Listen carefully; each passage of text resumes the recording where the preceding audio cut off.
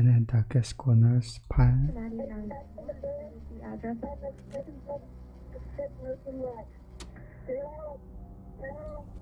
911.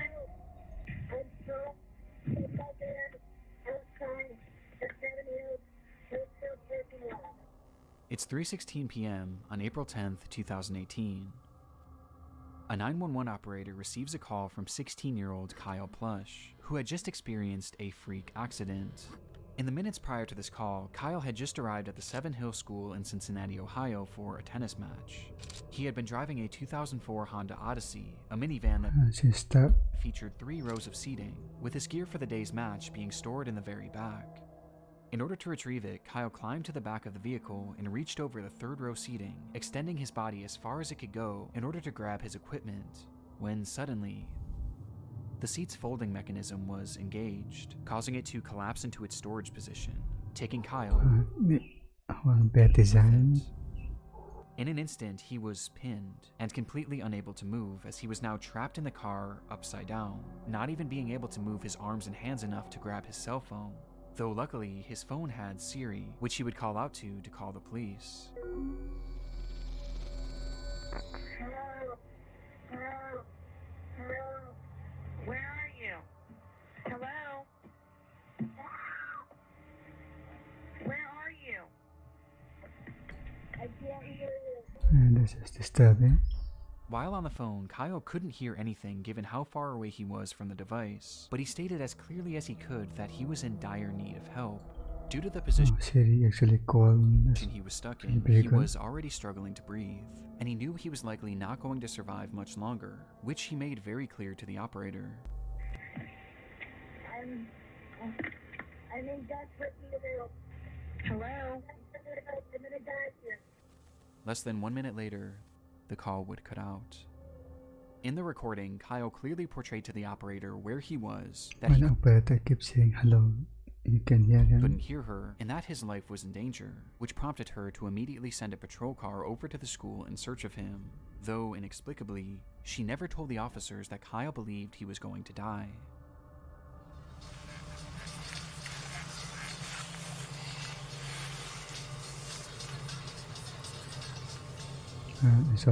Not understanding how dire the situation was, the officers that pulled up to the scene didn't even bother to stop the car. Instead, they simply drove throughout the parking lot, unsure of what car was Kyle's. They didn't even bother to turn down their music or crack a window.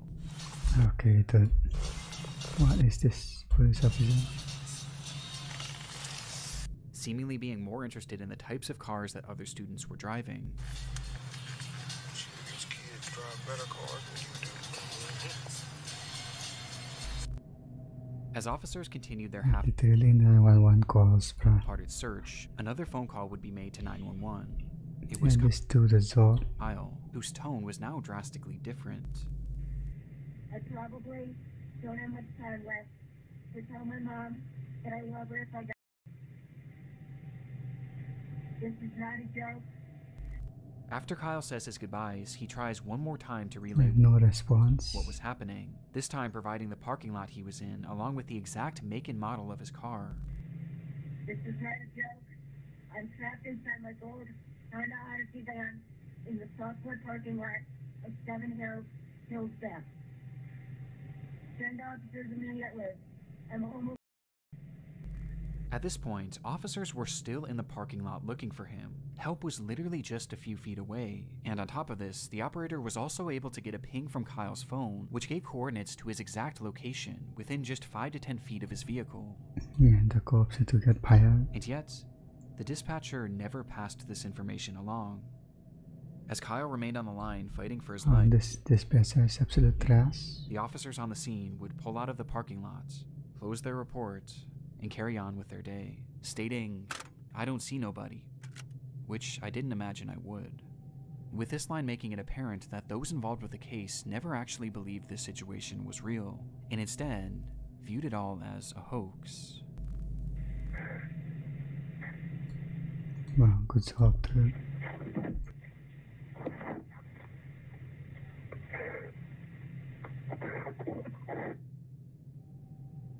Just minutes later, Kyle would go quiet, and the phone would disconnect for a final time. It would take... Yeah, he literally says he's trapped in the baker, right? I mean, why didn't they check the baker? 6 hours for that trunk to be opened. And not by the police, but instead by Kyle's father, who had no idea that any of this had taken place, seeking out his son's vehicle only to find Kyle flipped upside down in the trunk. He had been dead for hours. Despite the circumstances, Kyle did everything right. He remained calm, he was respectful, and he described exactly where he was and what his car looked like. And yet, the police never really bothered to take his case seriously, instead believing that this was all just a prank. And had the dispatcher simply relayed how serious the situation was, and had these officers just gotten out of their car to look more thoroughly, Kyle Plush most likely would have the dispatcher should just give the coordinates. survived. The phone actually ping. As a result of the mishandling of Kyle's case, his parents, Jill and Ron, were awarded a $6 million settlement with the city of Cincinnati. Though even more importantly for the couple, they vowed to do their part to assure that mishandled 911 calls of this nature never happen again, as they've gone on to consult with various emergency call centers to tell Kyle's story, somehow taking this horrible accident and selflessly turning it into something positive for the rest of society. Today, these phone calls remain relics of a grave error made by law enforcement, and a life that never should have been lost, with these recordings now being forever immortalized in the internet's darkest corners. This piece clearly shows the metamorphosis possible using computer graphics. We're going to play a game. Is it hide and seek? Yes, it's hide and seek. I am sick and devastated. Hide and seek. Interesting. It's April 4th, 2020. A man living in Baltimore, Maryland goes live on his Facebook page announcing that tonight would be another one of his famous game nights. At this time, the COVID lockdown was in place all across the United States, and practically everyone was cooped up indoors, with little opportunity for real socialization. But for 24-year-old Ernest Wilson and his friends, this didn't stop them from having a good time. Ernest often hosted parties featuring childhood games like Monopoly and Uno, adding in his adult flair by turning them into drinking games, with one game in particular being top of mind that night: hide and seek. The evening began with Ernest inviting his Facebook friends to the function, letting them know that this time the game night would be held at an Airbnb rather than in his home, though he never gave out the address, as this was a closed invitation event, which he made very clear on his page. Please don't show up with nobody I didn't personally invite if we didn't discuss it first. They're going to get left outside. Ernest took this so seriously that at one point he even called out one of his viewers, stating outright that they were not allowed to show up under any circumstances. You're not invited. You're not pulling up on me. The person who just joined. If you're still watching, you're not invited. Because you don't say, I'm gonna bang you in your mouth next time. However, it was never revealed What? who exactly this Mouth? person was, or why Ernest expressed such hostility towards them. From there, Ernest would start and stop his live stream a few different times, showing the progression of the party, which ended up with a decent turnout.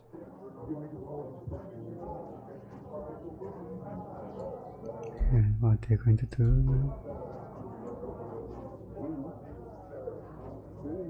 And by 2 a.m., with there being no signs of slowing down, it was time for the main event. What main event? About to play hide and seek. This was the caption for Ernest's final live stream of the night, which shows his group of friends preparing to play the game, turning off all the lights in the house before Ernest himself steps outside, assuming the role of the seeker, beginning his countdown as the camera keeps rolling. 1, 2, 3, 4, Okay, it's getting weird now. 5, 6, 7, 8, 9, 10, 11, 12, 13. I can hear y'all. 14, And then 15. I can see y'all. 16, 26, 27, 28, 29, 30. Because I'm tired counting. Ready or not, here I come. After a long 30 seconds, it was time to find his friends, with Ernest starting his search inside the home. Ain't nobody in this bathroom. they're playing hide and seek. I forgot. Oh, alright. his ass.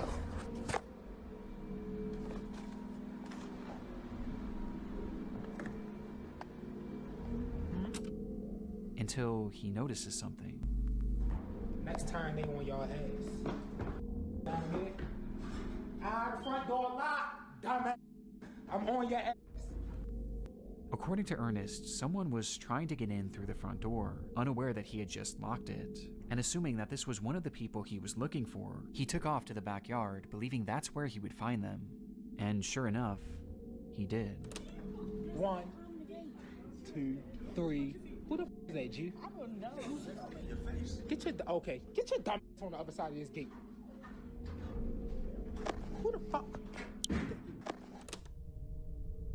Ernest flips the camera around, revealing a man Who is that? hopping over a gate to the backyard. He had no idea who this person was, but he seemed to assume that they were likely just trying to get into the party, not really taking it too seriously, hence his joking attitude. Though Is this a robot? his attitude would soon shift drastically. Dumbass nigga. This can't be one of my friends. Up on the ground. Hey, Pride! Pull that shit up!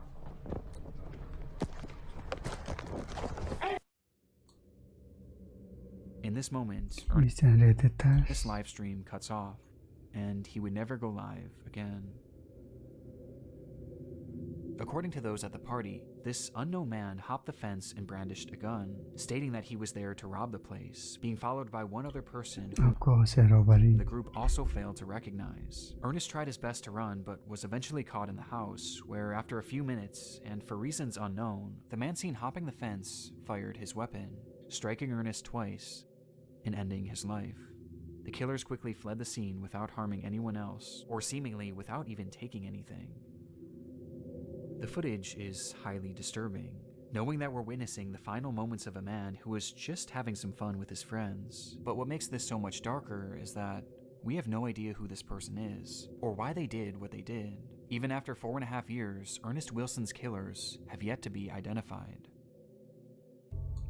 Detectives Interesting. working on the case have theorized that this was likely a robbery gone wrong, potentially spurred on by Ernest's posting habits, as to put it bluntly, he was a drug dealer, as on his Facebook page he often showed off huge amounts of his product, including during a live stream he did on the very day of this party. And also on the same day, Ernest had made a post about how much cash he had on him, essentially putting a target on his back. Online, some have theorized that this botched robbery may have been committed by the person that entered Ernest's livestream earlier that night, which caused him to have that intense reaction. You're not invited. You're not pulling up on me because you don't fucking listen, and I'm gonna bang you in your mouth next time. Though to my knowledge, Actually, butthead. this person has never actually been tracked down. But by far the most common sentiment online was that Ernest's friends were involved to some capacity, as none of them were injured and none of their possessions were taken, making it clear that at the very least this crime was targeted at the host. And on top of this, remember, Ernest never shared the address for that Airbnb, at least not publicly. And yet, these people just so happened to show up to the home at the exact moments that And their friends call Ernest was by robber. himself in the dark. And perhaps most chillingly, as the robbery is unfolding, you can hear one of Ernest's friends chuckling in the background. This can't be one of my friends. Up on the ground. Though as concerning as this is, it's sadly far from conclusive, and to this day it appears that Ernest's case is slowly being lost to time, leaving us for now with only questions, and one of the more disturbing live streams I've ever seen.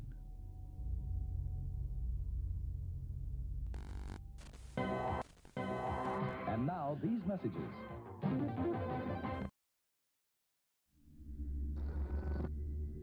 As evidenced by the previous case and several others discussed throughout the series, live streams are often a hotbed for disturbing moments online. And when researching Ernest's final stream, I came across yet another example of just how dark things can get when the cameras go live. It happened on January 22nd, 2017, when a 14-year-old girl named Naika Vinent went on Facebook Live with a caption, In the What? stream, Naika discussed how difficult life had been. Throughout the years, she had been placed in and out of countless foster homes, where her treatment ranged from poor to straight up abusive, with this constant mistreatment leading her to just want it to be over already. And based on the title of the stream, it was clear what her intentions were going to be. As the livestream progressed, hundreds of people flooded into the video to see what exactly was going on, as word quickly spread that something horrible was about to happen, though you wouldn't know it by looking at the chat. According to many watching, those in the comments had no sympathy for the girl, as many actually mocked her, calling her names, and even commented laughing emojis, as she Comments, by the way. desperately tried to open up, with those same commenters viewing this not as a cry for help, but as a cry for attention, outright pushing her to carry on with these intentions. And tragically, she did, all while the camera remained rolling. However, even after she followed through with this, the behavior of her chats didn't stop. Whether they assumed it was fake or just didn't care either way, the hateful barrage of insults actually got even more vile once she had obviously passed away. And this went past Who are these people, bro? to just words, as people who knew her actually began making parody videos of the girl, replicating the position she was dead in, all while her livestream continued running. It would take over an hour before police would finally be called and retrieve her body, with the stream being shut down by Facebook shortly before. It was an awful situation all around. Oh, so it's basically boomers. But what I found most saddening about this was her final reason for doing what she did, as she stated simply that she just wanted to be with her real mother, who she loved so dearly. And this was something that seemed to be the plan all along, that's as her sad. mother, Gina Alexis, claimed that she too desperately wanted to be reunited with her daughter. And following her daughter's highly publicized, Gina actually came forward at a news conference to discuss the tragedy. Her biological mother broke down while speaking about her daughter's death. She dreamed of one day being reunited permanently. I have trusted Florida foster care people to care for my baby. Where she blamed the entire foster care system for everything that had happened, believing that they didn't do a good enough job of keeping her daughter safe, and they failed to try and reunite her with Naika. Because of the obvious emotion involved and the overall shocking nature of this case, the news report would quickly go viral, leading to widespread support for the grieving mother. However, this also caused some people to look a bit deeper into what exactly led up to this livestream, for which one piece of information was brought to light that somehow made this case even more upsetting. On the day that Naika's life came to an end, it was revealed that her mother was actually in the stream watching before and after it happened, seeing her own daughter having this mental breakdown. What? Okay. As well as seeing all those people in the chat mocking her, which made people feel even more sorry for Gina as her plight was unimaginable. Though this wasn't the only revelation to come forward, as it was soon realized by the investigators looking into Naika's case that So why didn't she reach out to Gina her? had not only witnessed all of these people laughing at her daughter and egging her into ending her life, but she had also joined them as well. Yes, well, Hashtag ADHD games played, you sad little DCF custody. That's why you are where you're at. For this and more, you keep crying wolf. and all that publicity. You What dead, heck? you will get buried, life goes on after that doesn't listen to their parents, trying to be grown, seeking boys and girls' attention instead of her books. In a live stream where one of the last things Naika ever said was that she desperately wanted to be reunited with her mother, that same mother was not only watching, but actively pushing her to follow through on her plans, leaving this comment where she outright says that it doesn't matter if you live or die, life goes on. And it got even worse.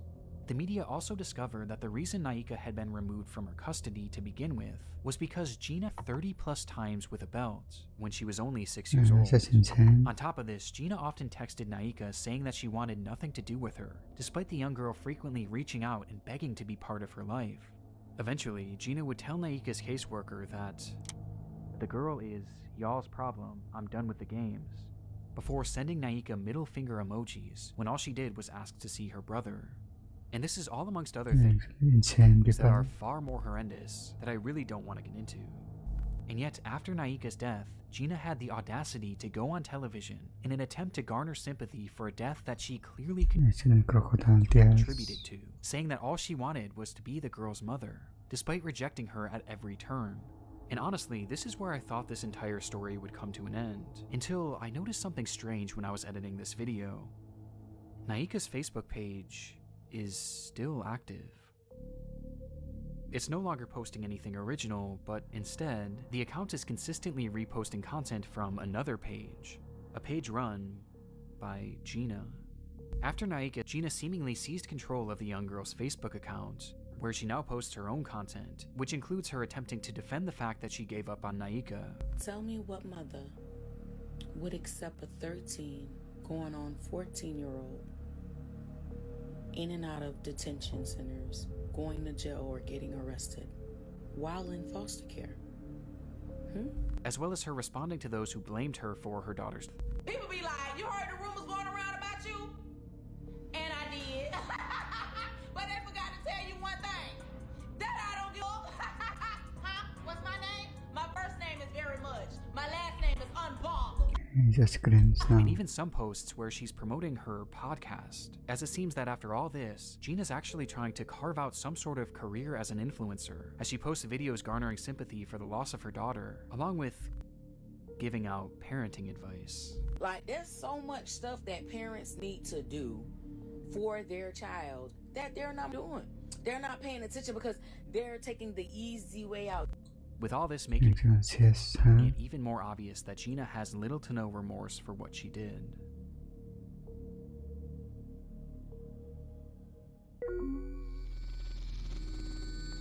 On the 11th of June 2009, a young man named Eugene Latta took to an urban exploration forum and wrote in broken English, "Hello, I'd like to tell you about Odessa catacombs. Odessa is not far from the capital of Ukraine, Kiev. Under Odessa consists the biggest catacombs in the world. Their total length is more than 2,500 kilometers, so these catacombs are much bigger than bigger than the Paris catacombs. Okay. During World War II, a lot of citizens were hiding in the catacombs. A lot of them used to live there for a year and more, so even today it is possible to find weapons, equipment, and even days. Every year a lot of explorers get lost and even there." His post was accompanied by a series of photographs from the underground labyrinth, which stretched over 1,500 miles, its paths winding aimlessly deep below the surface of the Earth. The structure was mainly the result of limestone mining many years ago, though despite this, it was never properly mapped, and was, conversely, not often explored, essentially being a pitch-black maze to nowhere. Given that the area wasn't well known back in '09, the post was met with amazement. Fellow urban explorers applauded the location and the photographs that Latta had taken, wanting to see even more, and since he was a native of the area, Latta delivered. "Thanks to all. If you want, I can add more photos. As I said earlier, a lot of people get lost and even die under Odessa. Maybe this photo will shock you. It's the body of a 19-year-old girl who had gotten lost in the maze. Though it's censored here, the image shows 3 young boys staring blankly at the camera as they stand behind a badly decayed body. Understandably, this image caused a lot of intrigue on the forum, as other users began to press for more information. And sure enough, it was a story that Latta knew well. 3, 2, 1. Happy New Year, everybody! Happy 2005!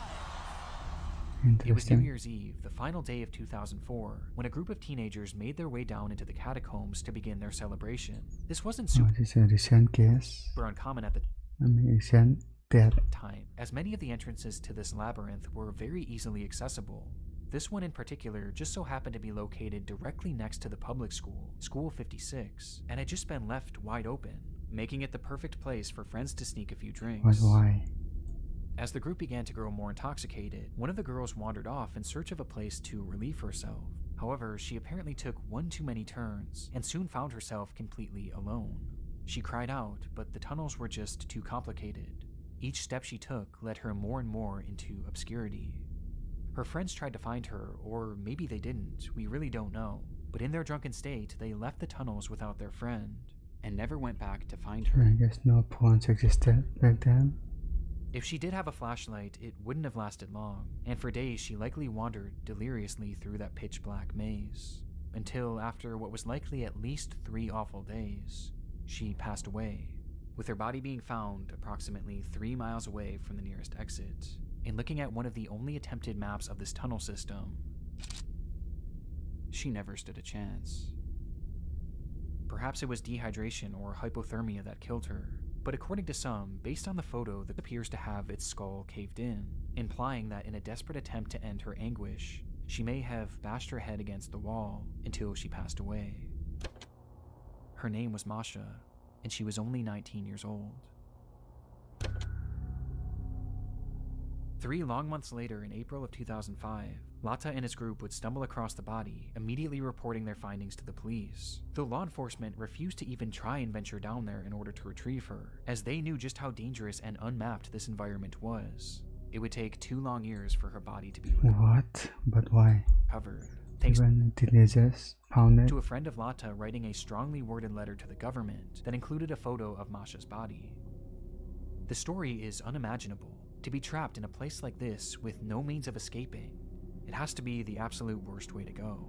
And because of the gruesome nature of this story and the photograph, it spread all throughout the online world, where it became a legendary internet mystery, as even with the added context, many were still left with pressing questions. Were Masha's friends involved in some way with her death? Had they abandoned her there on purpose? And did Lata know more than he claimed? But as it turns out, there was one far more I don't think the story matches up. And I don't think she would got lost. pressing question that needed to be answered. In 2015, a full decade after this photo was taken, a journalist named Mike Pearl had picked up the case with the hopes of writing a Halloween article for Vice, and in his research he made a rather unusual discovery, as according to him, Masha seemingly didn't exist. Pearl was never able to find any verifiable proof that a girl named Masha had ever gone missing in that area. He was also not able to find any records of anyone by that name either, or even any reports of a body being pulled from the catacombs during this time frame. Something just wasn't adding up, and it got stranger from here.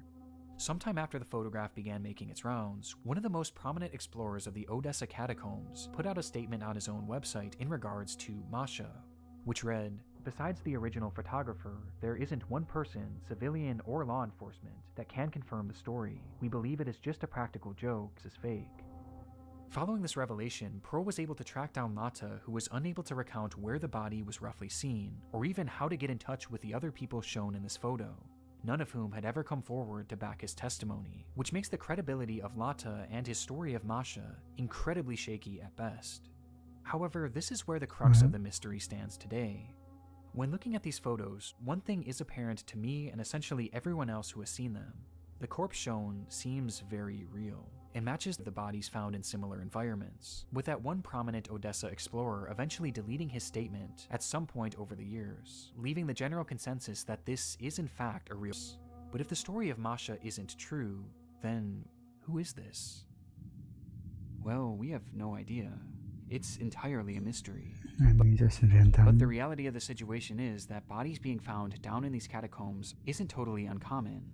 Over the years, many explorers have gotten lost down there and suffered the exact same fate as the story of Masha. But on top of this, these tunnels have also been used by murderers as a dumping ground for their victims' bodies, with either one of these scenarios being possible in this case. Though the frustrating part is that we may never actually know who this person was or how they died, as I and many others have doubts that this body was ever actually recovered, just simply due to lack of public information and news reports about it. And instead, the reality is that this is probably still down there somewhere, and has simply been lost to time, as sections of the catacombs have been known to flood and cave in, sealing them off from the outside world forever. So for now, and potentially the rest of time, the story of Masha will remain an internet mystery.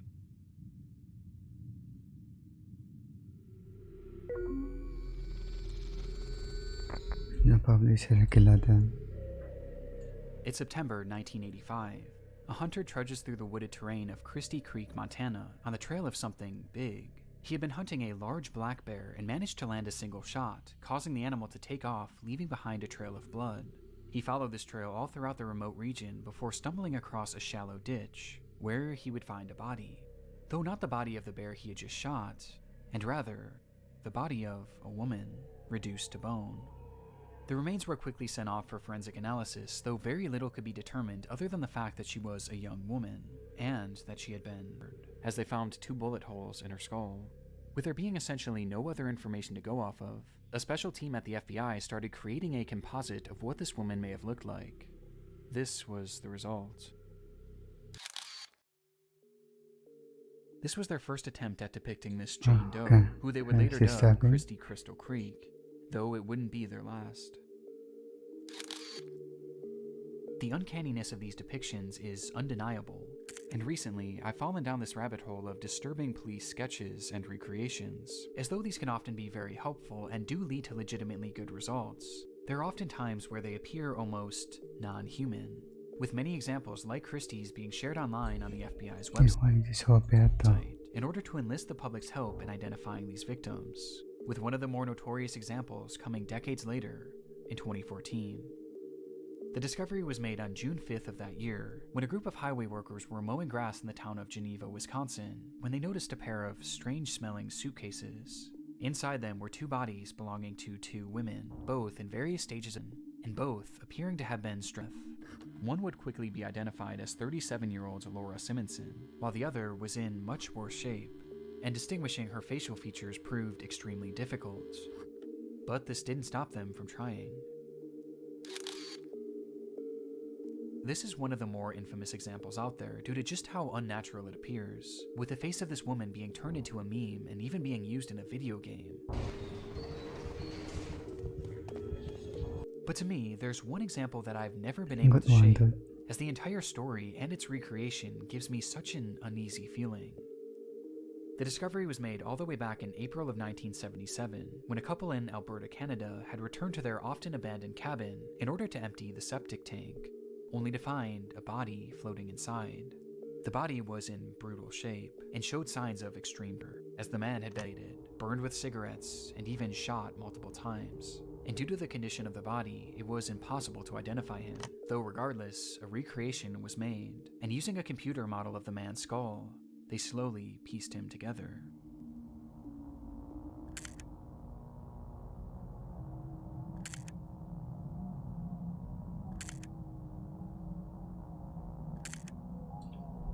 Looks like iRobot.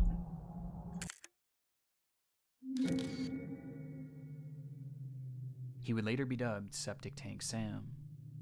There's something so depressing about these composites, as these are real people with real stories and real names, that have been reduced to these horrifying images and tacky nicknames. But there's another side of these police sketches too, as when dealing with victims it's obviously incredibly sad, but when dealing with suspects, these off-putting identities can be outright horrifying.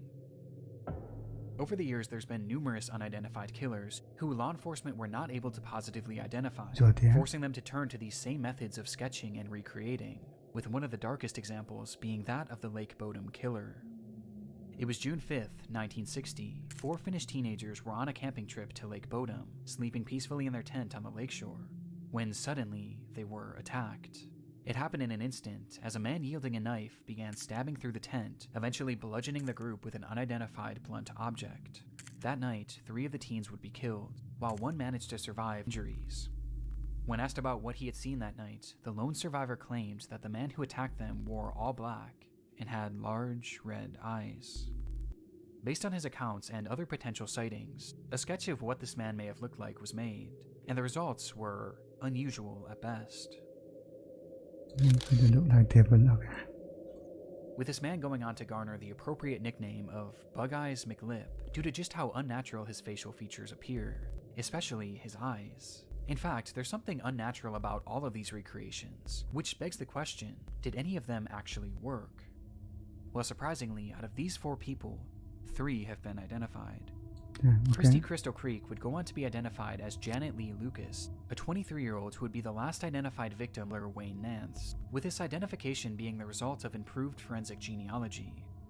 The second and most notorious example would go on to be identified as Jenny Gomez, who had been strangled by Steven Zilich, a man dubbed That does not look like the the Wisconsin suitcase murderer.